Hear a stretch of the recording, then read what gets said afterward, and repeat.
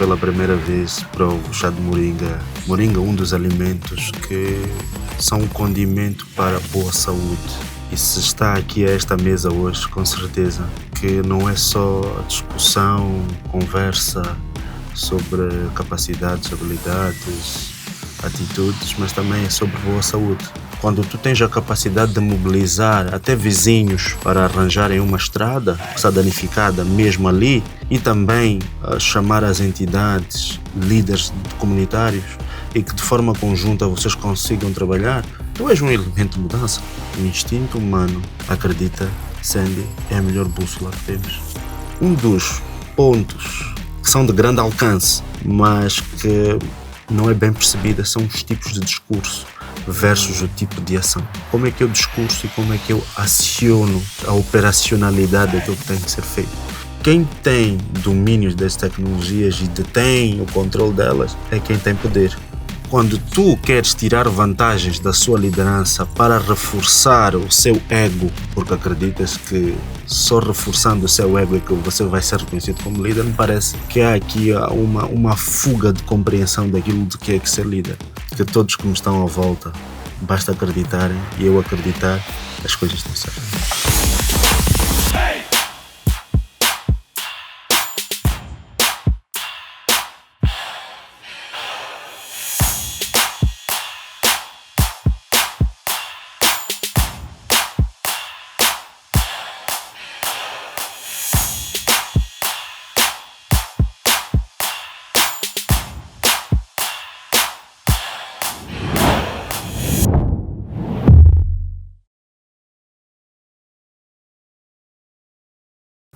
Estimados líderes, saudações. Sejam bem-vindos ao episódio número 216 do nosso podcast Chá de Coaching e Liderança.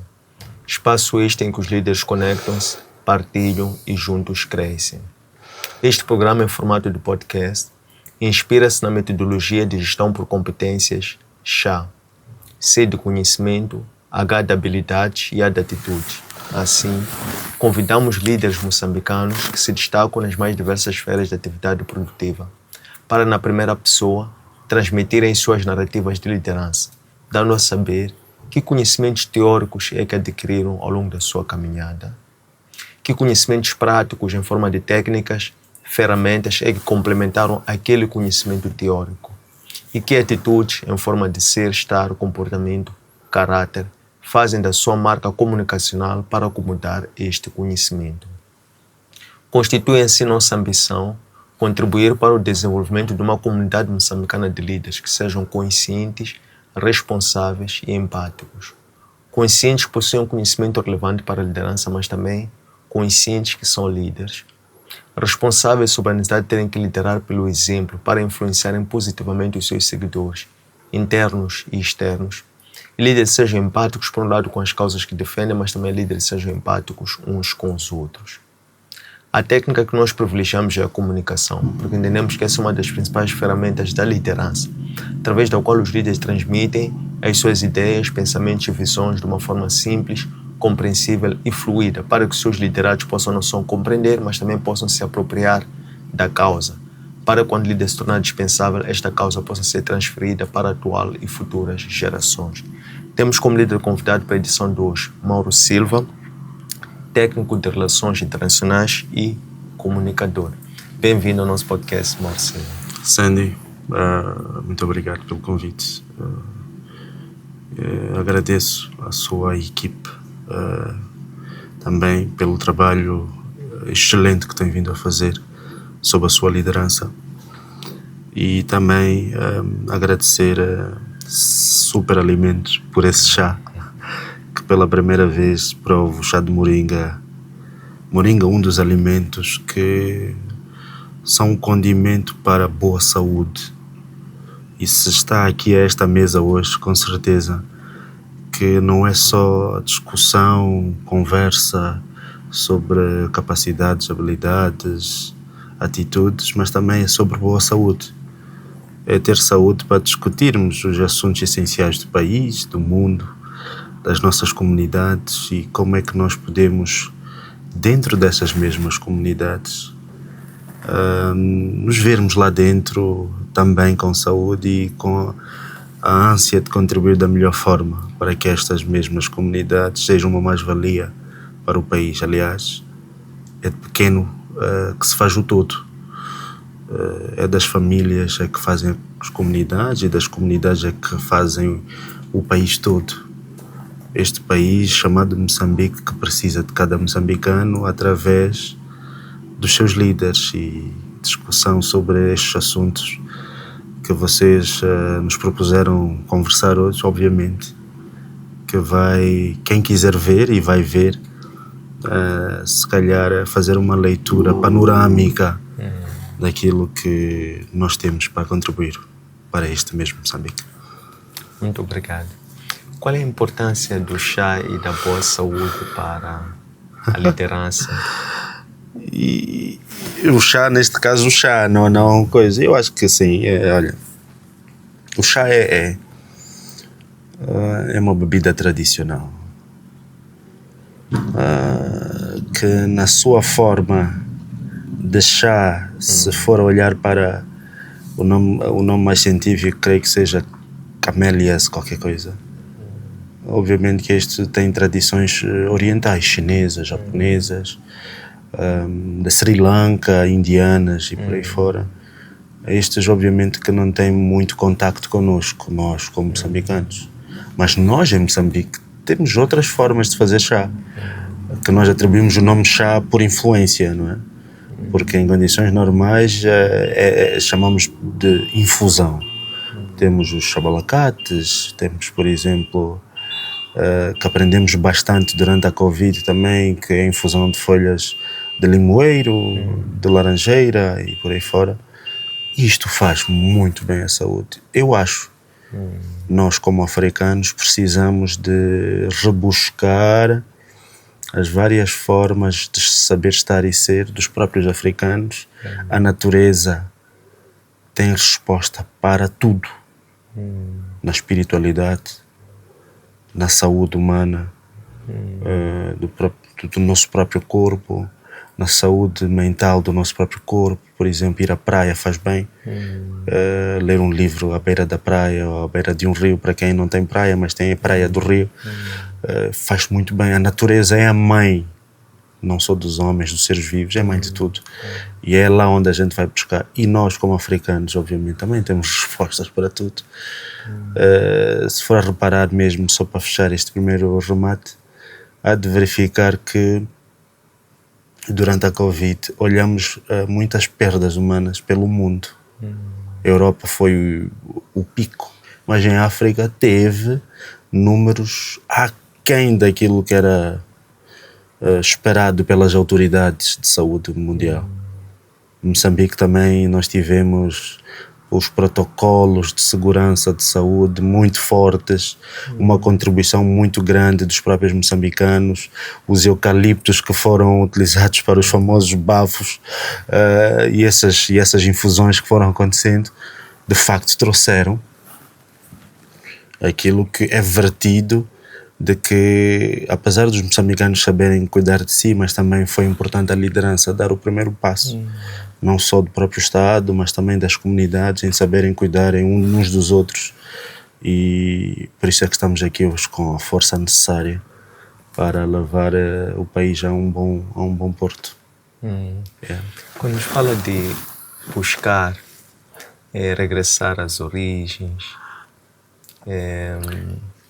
lembram-nos a questão da terra, né? É da terra que vêm as ervas, é da terra que vem a verdura, é da terra que vêm as árvores de fruta. E falava muito bem que este buscar o resgate que todos os povos remetem-lhes a esta tradição, este conhecimento que está implantado nas culturas. O quão é importante este resgate para as lideranças nos dias de hoje, sobretudo nessa questão de intergeracionalidade? Sim. O discurso do presidente Daniel Chapo, nos dias que correm,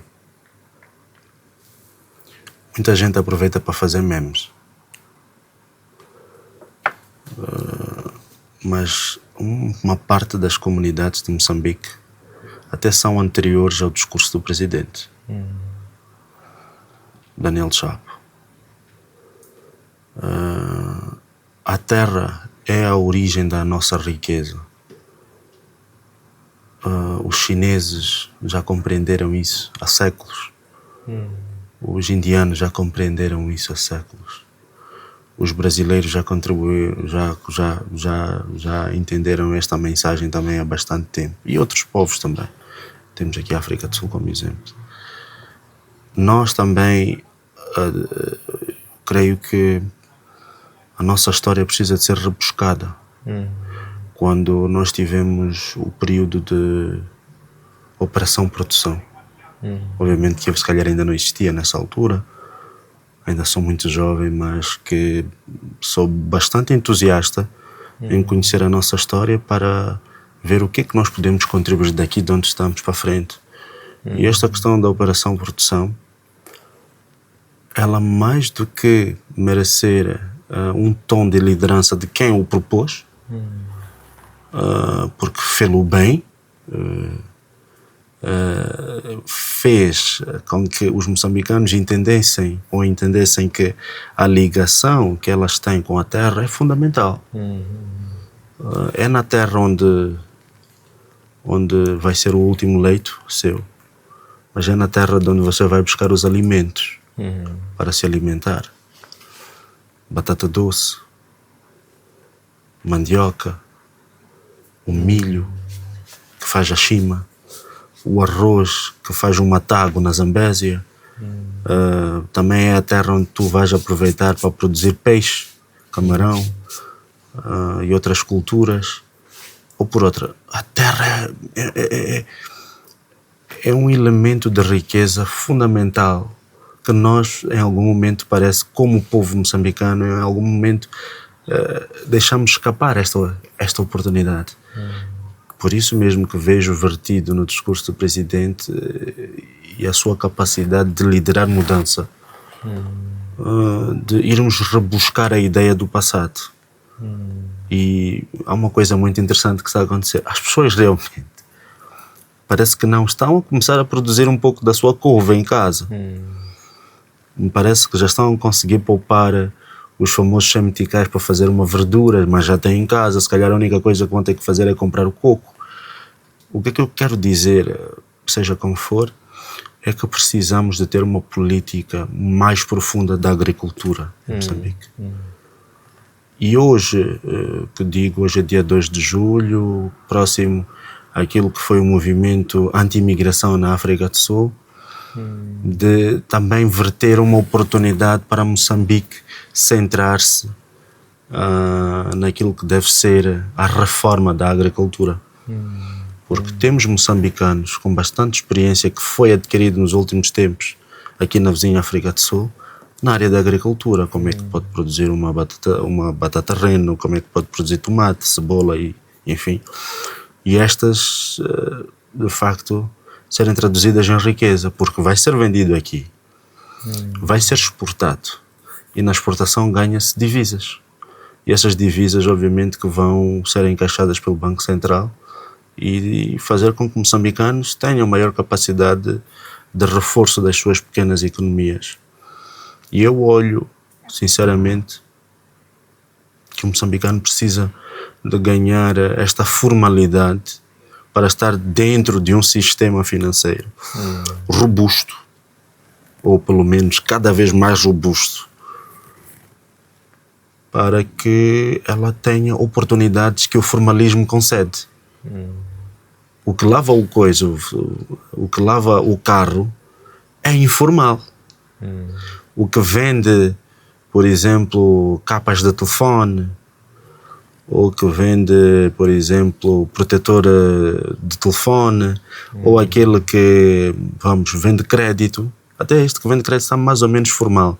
Mas por estes setores todos que eu estou a elencar aqui, eles estão à margem, alguns estão a 100% à margem da formalidade, outros estão se calhar a 75%. Eles precisam de serem integrados dentro dessa formalidade. Porquê? Porque a informalidade tem desvantagens. A única vantagem talvez é você ter a 100% do seu dinheiro. Por exemplo, se tu compras tomate a quilo ou a caixa em momentos de baixa procura, se calhar vai estar a 300 ou a 400 meticais no Zimpeto e consegues ter se calhar 2 ou 3 vezes lucro e aí estás satisfeito. Mas vai chegar um momento em que esta mesma caixa já não vai te dar o lucro necessário. E esta informalidade tem estas vantagens muito, muito rápidas. Mas a formalidade dá-te vantagens a longo prazo. Por exemplo, contribuição ao INSS. Contribuição ao INSS está-te a dizer a ti, particularmente para uma população, quase 70% da população moçambicana é jovem, altamente jovem, em que a média da idade desta mesma população, estamos a falar na casa dos 17,5 a 18, 19, 20 de idade, estes têm muita capacidade de contribuir se estivessem no formal. E tendo essa capacidade de contribuir daqui a 20, 30 anos, obviamente que teriam esta rebusca daquilo que já foi contribuído. Se não estão a contribuir hoje, como é que vão ter uma reforma que vai lhes dar a devida estabilidade amanhã? Então é imperioso que discutamos sobre essas coisas hoje, no sentido de trazer a pertinência necessária que os moçambicanos compreendam que é importante que a gente tenha que produzir nesta terra, mas que passemos pela formalidade para contribuir para a nossa própria reforma, mas também para contribuir para a nossa própria riqueza como país. Obviamente que hoje, se calhar, pode não ser daquele valor que você quer, mas esta mesma formalidade vai dar acesso ao banco, por exemplo, em que este mesmo banco vai te dar dinheiro para autofinanciamento da sua empresa, que hoje se calhar tem um funcionário, mas amanhã pode ter 10. E tu pagando salários às pessoas, tu estás também a contribuir não só para si, mas também para a sua comunidade. Então, é um pouco disto que precisa de ser amplificado, particularmente nas grandes cidades. E que também, para as zonas rurais, também seja amplificado para que aquele agricultor perceba que o seu produto não só deve ficar ali, mas o seu produto também pode ser vendido e que o seu negócio também possa crescer. Se hoje está à espera só da chuva, mas você pode fazer o financiamento para uma agricultura mais robusta. Enfim, Moçambique definitivamente precisa de uma reforma no setor agrícola, de uma reforma mental, igualmente, de uma reforma muito mais incisiva de quem lidera os processos. Uma coisa é o discurso, uma coisa é a vontade exteriorizada, mas outra coisa também é a ação exercida e percebida acima de tudo. Porque um dos pontos que são de grande alcance, mas que não é bem percebida, são os tipos de discurso versus o tipo de ação.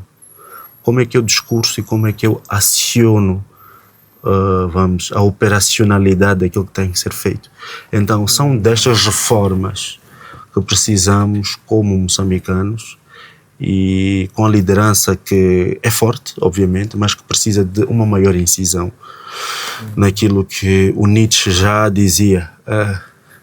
As ovelhas, elas só precisam de garantir que estão a perceber o que o líder efetivamente quer e como é que essa liderança vai ser exercida. Neste caso, é só isso que se precisa neste momento para que o trigger dos ganhos efetivos sejam eles efetivamente compreendidos. Muito bem. No seu caso particular, falou-nos da questão de gestão da mudança e dizia que é importante que esta mudança seja exercida e compreendida a partir daquele que promove esta mudança. Então, no caso da liderança do Mauro Silva, quais são os aspectos críticos que tem em conta, que considera num processo de gestão de mudança? Bom, olha, eu vou responder nos termos assim. Hoje a sociedade moçambicana ela está ela está muito dividida. Talvez pelas incompreensões da própria história. Porque uma pessoa é líder em si. E elas precisam de compreender que elas são líderes, acima de tudo. Porque vamos ver um pai de família é líder dentro da sua casa. Uma mãe também é a coadjuvante, não é? Ou para as mães que são solteiras, elas são pai e mãe ao mesmo tempo e são também ao mesmo tempo líderes. Mas hoje a sociedade está distorcida. Porquê? Porque estamos a politizar tudo. E aí também fica desmiuçada e incompreendida alguns fatores de liderança. Porque tu vais acreditar que tu não tens capacidade para absolutamente nada porque estás a entregar a outrem, enquanto que tu tens a capacidade também para gerar mudanças por si própria. Porque tu acreditas neste quesito da própria política. Eu acho que é importante que nós, como sociedade, compreendamos que nós somos os elementos de mudança. Eu faço diferença na minha comunidade. E tenho que utilizar o meu direito de liberdade, com respeito ao trem, para gerar mudanças. Quando eu tenho uma inquietação, eu aproximo o meu líder comunitário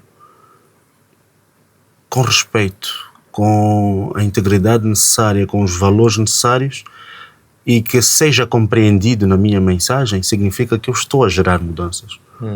Ok?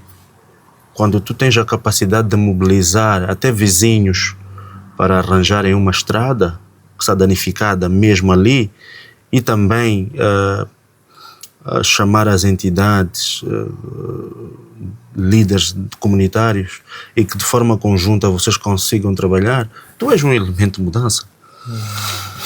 Agora, quando tu queres tirar vantagens da sua liderança para reforçar o seu ego, porque acreditas que só reforçando o seu ego é que você vai ser reconhecido como líder, me parece que há aqui uma fuga de compreensão daquilo de que é que ser líder.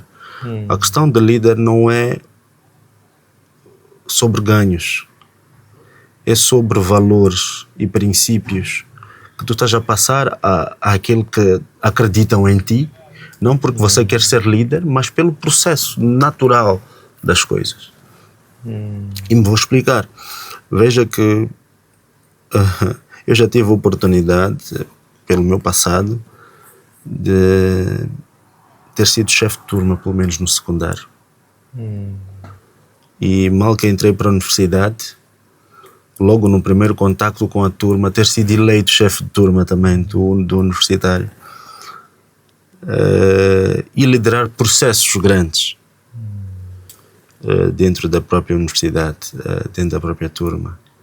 Negociar com a direção sobre processos como batismo de caloiros, por exemplo, sobre a mudança de um professor que não estava a ir de acordo com aquilo que eram os preceitos e os interesses da própria turma e até da própria escola. E conseguirmos alcançar consenso sem necessariamente uma luta, sem necessariamente você entender que eu é que vou sair a ganhar. Não, nós é que vamos sair a ganhar. O líder é nós, é pelo processo, é pela capacidade de compreender que vai gerar esta mesma mudança pretendida. E foi nesses moldes que eu acho que se moldou ou se moldam realmente fatos que não são mais esquecidos. Não porque Mauro saiu a ganhar, mas porque aquela turma até hoje ainda falam de Mauro como chefe. Não é porque eu gosto que seja chamado de chefe, mas é um processo normal que até eles dizem chefe hoje, chefe para sempre. Quem até pode perder a coroa, mas não vai perder aquilo que os seus colegas, os seus amigos acreditaram sobre si neste processo. Então é isso que também tem que ser emprestado àquilo que nós pretendemos para o próprio país. O país precisa de líderes comprometidos com o povo e que precisam, de facto, de trazer mudanças reais e verificáveis. Quando falamos de que vamos fazer e mudar, vamos fazer e mudar. Quando nós olhamos, por exemplo, para um espaço em que não tem um transporte público e nós conseguimos colocar um transporte público, estamos a gerar mudança. Quando nós estamos a dizer vamos produzir e realmente haver produção, está-se a gerar mudança. Quando nós estamos a dizer que queremos industrializar e vamos tomar os passos para a industrialização, estamos já a criar mudança. Então, eu acho que é este processo que deve continuar firme, é este processo que nós, como moçambicanos, eu de forma particular que estou aqui, ajudar também aos que não compreendem, a compreenderem que temos que seguir juntos e nunca separados. Porque podes ter a certeza absoluta, aliás, podem ter a certeza absoluta, que há sempre alguém, em qualquer parte do mundo, que te está a ver, ou que está a ver-vos e que não está a gostar da vossa união. E depois conseguem, através do conceito de dividir para reinar, dividir a sério. Então, se depender de nós, essa divisão dificilmente vai acontecer, porque nós compreendemos quem são os nossos inimigos, e o líder tem que ter esta capacidade também de mostrar que os inimigos sempre vão querer o nosso mal, mas só os amigos é que vão querer o nosso bem. Por isso, vamos continuar unidos sempre. Muito bem. Falava, por exemplo, que sempre que fazemos bons atos, somos movidos por virtudes e por bons princípios. Há sempre alguém que vê e que pode não gostar daquilo que estamos a fazer. Pois. E significa que os bons hábitos, os bons líderes sempre atraem inimigos, como esteve aqui a dizer. Como é que então o líder consciente disso pode identificar os seus inimigos? Como dizia aqui, os líderes sempre o sabem. Isso. Como é que ele pode identificar os seus inimigos? Ou como é que ele pode até precaver-se da maldade que eventualmente os seus inimigos podem causar?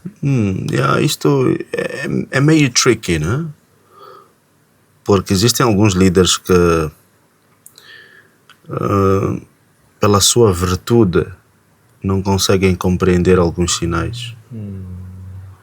Aliás, até pela história, os maiores inimigos destes líderes vivem com eles.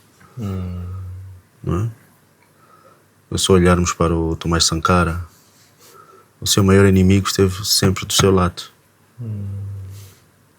Como se diz também na gíria popular, que aquele que roubou de si, este não está longe, está dentro. Então, acho que esta forma como a natureza nos comunica, nos dá essa informação, nos passa esta capacidade de compreender os fatos, até para aqueles que ainda não compreendem. Se nós temos a proximidade com os líderes, é importante que os próprios líderes sejam informados sobre isso. E porque prestemos atenção dentro de nós. É importante que isto efetivamente ocorra, mas também nós como líderes, o nosso papel sempre vai buscar, e é sempre de buscar o bem. E nada temos que temer em relação a isso. Se bem que segurança é importante, mas em Deus acreditamos sempre. Deus sempre vai continuar a ser o nosso guia máximo. E Ele sabe qual é o momento do seu nascimento e qual é o momento da sua ida, não é? E neste quesito não há muito a se fazer. Temos Deus, temos a espiritualidade, mas também para os que têm a capacidade de poder controlar por conta do tipo de liderança em questão, vão fazer o normal controle disso. E também temos o que o mundo nos passa, que é confiar desconfiando, mas não podemos sempre viver nisso. O maior trabalho que temos que fazer é continuar a trabalhar em prol daqueles que nos seguem como líderes. Este aqui é o maior objetivo e é fundamental objetivo. E não vamos vercar por conta dos que nos perseguem, não é? Os que nos perseguem sempre vão continuar a fazê-lo, mas nós vamos ficar blindados na mão de Deus. Esta blindagem é fundamental. E para aqueles que creem também na natureza africana, também vão continuar a fazer as suas orações para os seus antepassados e continuar a ter essa blindagem também espiritual, familiar. Eu acho que é fundamental, não é? Não podemos perder a nossa ancestralidade, não é? É mais ou menos nestes termos. E tudo o resto é resto. Muito bem. Falou muito bem da questão da blindagem, da ancestralidade, deste segurança, este porte seguro. Qual é a importância do líder ter o seu Deus? E qual é a relação que o líder pode ter com esse Deus? Sempre o líder tem que ter o seu Deus. Por mais que não creia num Deus específico, de uma religião específica. Mas tem que crer sempre em qualquer coisa. Em alguma coisa. Ou em alguém. E a crença sempre naquilo que tu acreditas tem que ser a bússola para o alcance dos seus objetivos, com foco, com a resiliência necessária e com a resistência de que todos os dias, cada passo que tu vais dar, a acreditar no que tu acreditas é sempre o caminho mais certo. Eu sinceramente sempre fui obrigado a acreditar nos meus instintos. Não sei porquê, mas os meus instintos dizem muita coisa. Se estou aqui hoje é pelos meus instintos. Eu acho que o instinto humano, mais do que qualquer coisa, eu acho que é algo natural, não é? É algo que se reverte como, é algo que se revê como natural. A pessoa é feita através de experiências e cada experiência sempre vai moldar esta mesma pessoa. Das caídas, dos solavancos, do levantar-se logo a seguir, a resiliência, de ter a capacidade de acreditar de que tu és capaz. Aliás, é isto que nos move, a esperança. E acreditar sempre de que vamos ser capazes de fazer isso e mudar as coisas. E este é o motor da nossa resiliência diária. Mas o instinto nunca desapareceu no homem. O homem sempre foi caçador. O homem sempre foi coletor. Mas este mesmo homem que ainda não tinha uma casa para chamar de casa, para chamar, que em inglês até fica mais compreensível, home, não é? Ele sempre era movível, ele sempre estava aqui e ali. Ele tinha que acreditar na sua autodefesa, nisto que eu estou a dizer, nesta essência de segurança própria, de como é que ele vai se fazer dentro de uma auréola em que no final do dia ele estiver seguro. É mesmo isto, é dele ter a sensibilidade de que pode haver perigos em volta e como é que ele pode se proteger. Como é que ele pode buscar alianças, como é que ele pode estar em comunidade para que este perigo seja minorado. Eu acho que hoje também é um pouco disso, não é? O Maslow também, naquela pirâmide dele, das necessidades, a questão de segurança também está ali. Mas todos estes que eu estou aqui a dar como exemplo não tem como fugir àquilo que tem a ver com estas extras sensibilidades que o próprio homem tem. Por exemplo, a mulher sempre tem um sexto sentido, mas o homem também tem um sexto sentido, e o homem, de forma geral, o instinto do homem é aquele sexto ou sétimo sentido que nós temos que ter. Mas mais do que saber que temos, é acreditarmos que temos e saber fazer leituras disso. Há qualquer coisa sempre que vai te dizer, no fundo, que esta pode não ser uma boa decisão. Mas há alguns teimosos que dizem, não, eu vou mesmo assim e vou tomar essa decisão. Mas eu sempre vou utilizar esta máxima de que o instinto também sabe nos guiar para os caminhos mais certos. E o homem é o resultado dos vários instintos todos os dias. E por isso que, por exemplo, eu, de forma particular, pelos meus instintos, estou aqui hoje consigo. Porque acredito que aqui não tenho nada que temer, estou seguro. E obviamente que vai ser através disto. Se calhar sempre vai ter alguma consequência, pelos vários acúmulos dessa mesma experiência. Muito bem. Qual foi o livro que o Mauro leu em certo momento que comunicou com o seu instinto, esse livro? Mas, sabe, há um livro de um general, que a memória agora já não me vem, mas assim que vier depois eu vou dizer, que ele sempre foi alguém que me inspirou a acreditar mais no meu instinto. Um general que nasceu em Moçambique, de origem branca, cresceu nos bairros humildes de Maputo, acreditou no processo de independência de Moçambique e até o título do livro foi Memórias em Voo Rasante, em que o general saiu de Moçambique literalmente em um voo rasante, acreditou no seu instinto e chegou em Tanzânia para se juntar ao movimento de libertação de Moçambique, neste caso a Frente de Libertação de Moçambique. Se juntou a este movimento e até hoje faz parte desse movimento. Conseguiu libertar o país porque acreditou em seu instinto. Há também um outro, eu gosto muito das histórias de libertação deste país, porque foi libertação da terra e do homem, né? Se não fosse este processo de libertação, não estaríamos aqui, se calhar, com estas oportunidades que temos hoje. Agora conheço este outro livro que eu li, do general José Pachana, que ele narra sobre a sua vida e como saiu de Moçambique para a Tanzânia.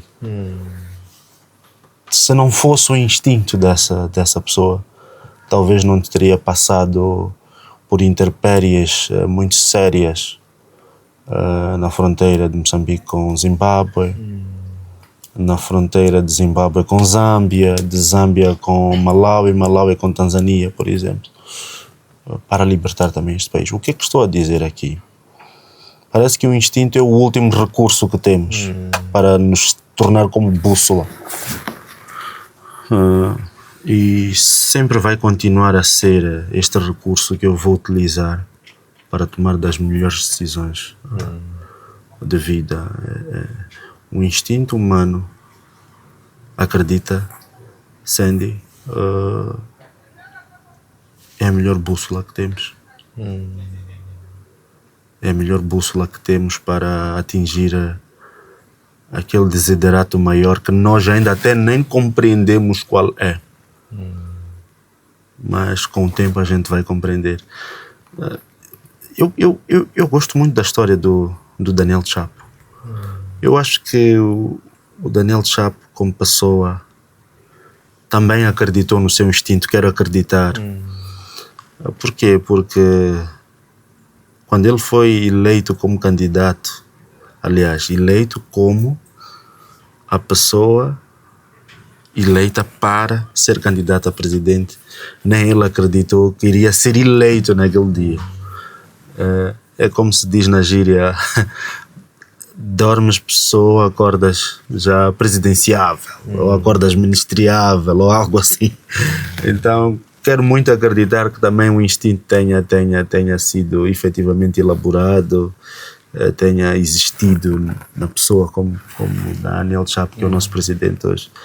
E obviamente que eu também, como um cidadão comum, vou acreditar nos meus instintos para qualquer que seja o plano de Deus. Porque o nosso Deus, eu não digo Deus religioso, mas o Deus que vive dentro de nós, daquele Deus que você acredita, que para si o Deus é grande, é pequeno, é gordo, é magro, ou seja, aquele Deus que estiver ali, mas é esse Deus. Este Deus, efetivamente, é esse que você acredita, é esse que tem um plano muito grande para si. Ser um líder religioso, ser um líder de família com bastante experiência e contribuir para a sua família, ser alguém que possa ajudar o mundo a se curar de alguns males, por exemplo, ou ser um líder continental, ou ser um líder mesmo aqui no seu país. Deus sabe qual é a sua missão nesta tarde. Então é ali onde deve resistir, onde deve existir de facto a nossa crença. Muito bem. E porque o instinto é uma bússola, qual é o perigo dos GPS, inteligência artificial, para as lideranças de dentro para fora, né? A vários níveis. E aquilo que há de ser o desiderato último da missão de um líder. Sabe qual é a maior ameaça hoje em dia destas inteligências artificiais? É quando tu não tens efetivamente controle e soberania sobre elas. Esta aqui é a maior ameaça. Quando Moçambique não consegue desenhar uma inteligência artificial e ter domínio sobre ela, significa que toda a informação que estamos a passar para essa inteligência artificial não está a ser controlada pelos moçambicanos e pelas lideranças moçambicanas. Elas estão a ser passadas para um database que não é nosso, que não nos pertence, que pertence aos ocidentais ou aos orientais, mas nunca aos africanos. Quando tu lanças, por exemplo, um satélite para a nossa atmosfera, lá para cima, mas aquele satélite foi lançado por um angolano, mas a origem não é de Angola, significa que nós ainda não temos soberania necessária. Então este é que é o maior perigo. Por quê? Porque esses dados podem ser utilizados contra nós amanhã. Eu não sei o que é escrito, eu não sei o que é dito, você não sabe se você põe toda a sua informação ali, e quem é que de facto recolhe essas informações.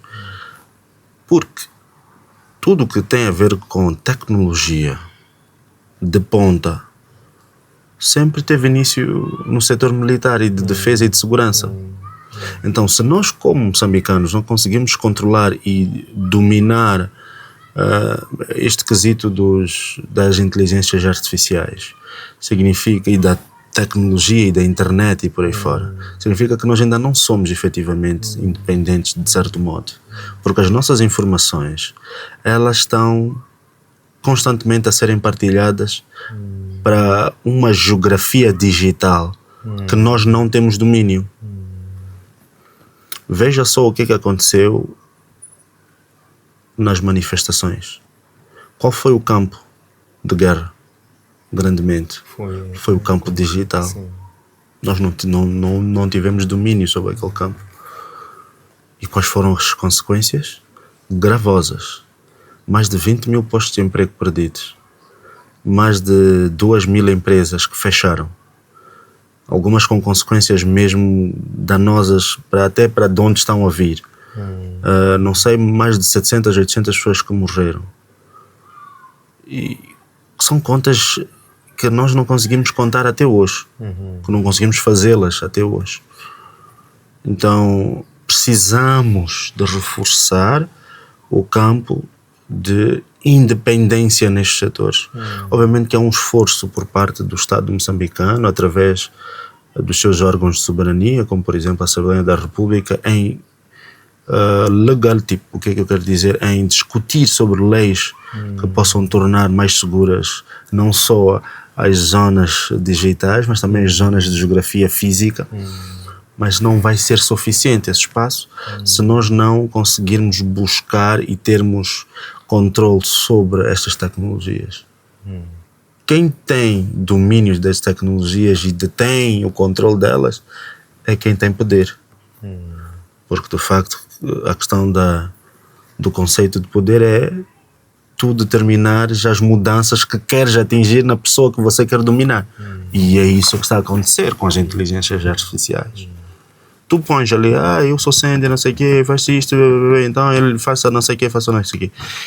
Ele ali está a recolher toda a sua informação e coloca numa base de dados.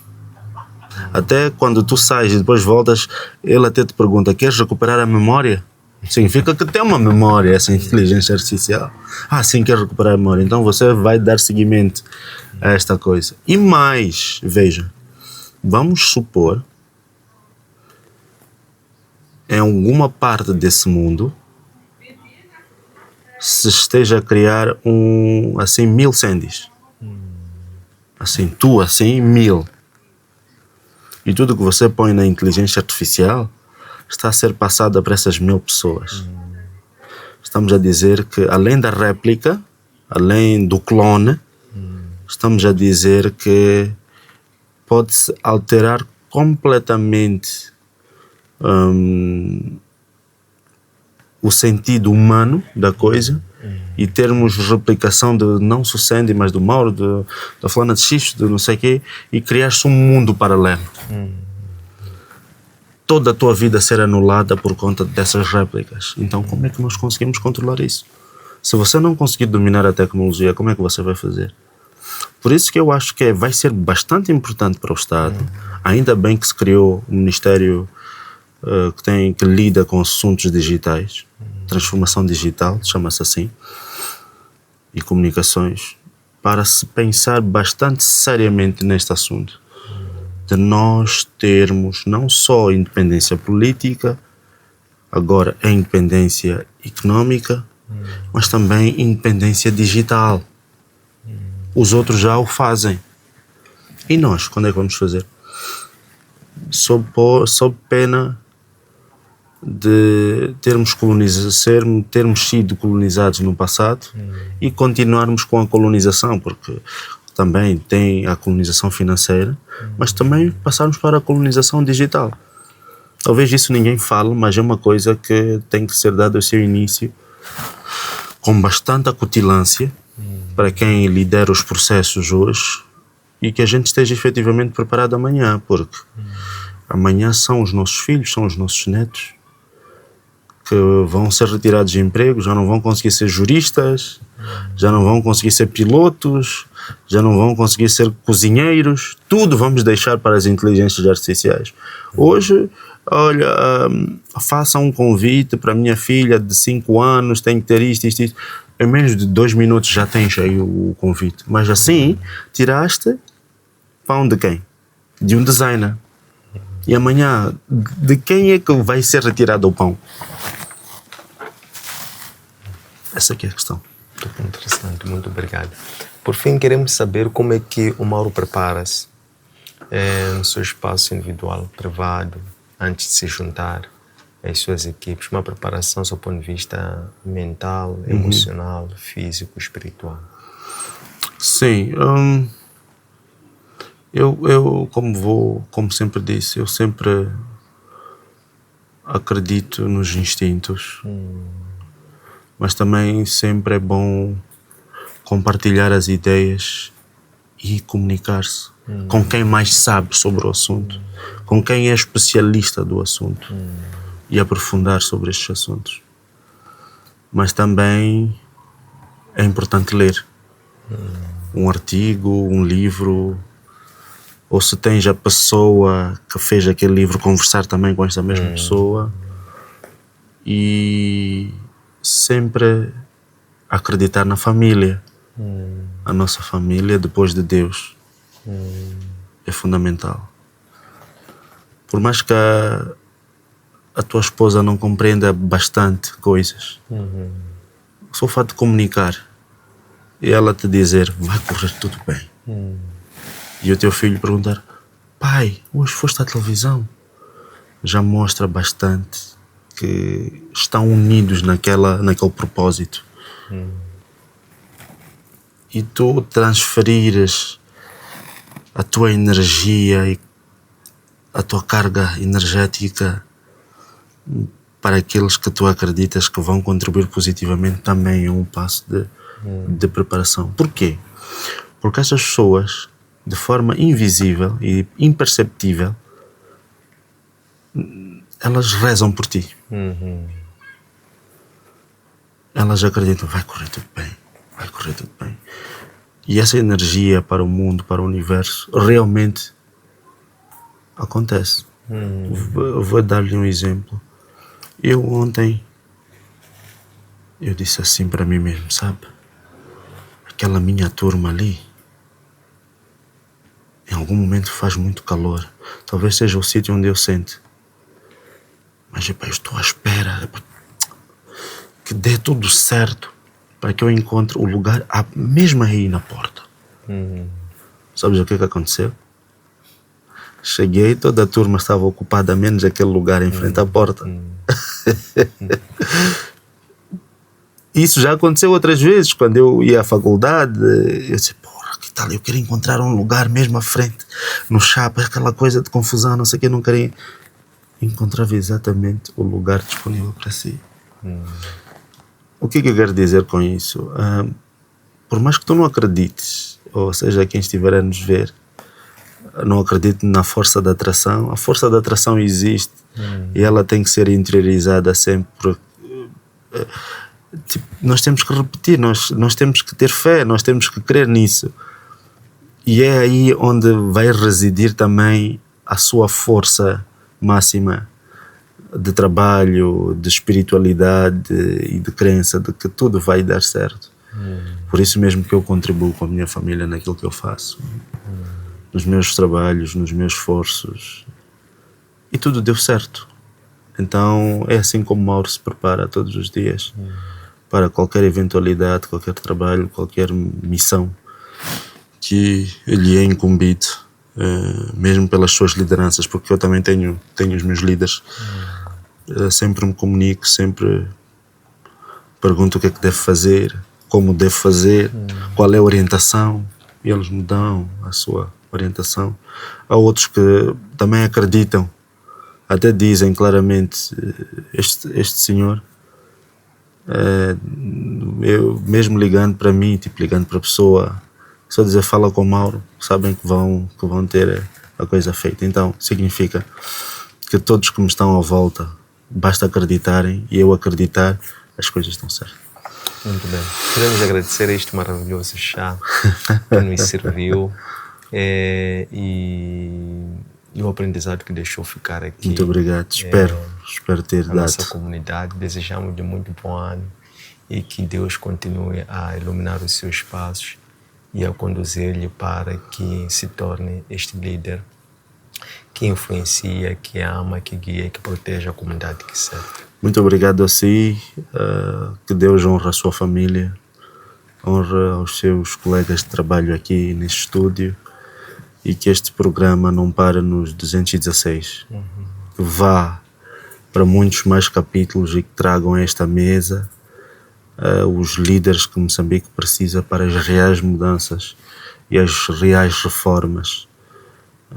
E espero que eles contribuam grandemente com a mão de Deus a cercá-los, porque quem não caminha com Deus, seja qual Deus for, eu acho que está perdido na sua virtude e no seu propósito de vida. É importante que a gente sempre acredite em Deus, e vejo que este programa assim o segue.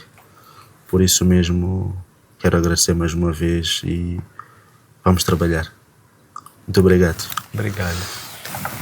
Esta edição encontra nos nossos arquivos digitais, nossas páginas de Facebook, de Instagram e de YouTube, Antônio Sende LDA, nossos aplicativos para plataformas Android L-Web, nosso webpage www.chadeliderança.com. Espero que gostem, um abraço de luz e até breve.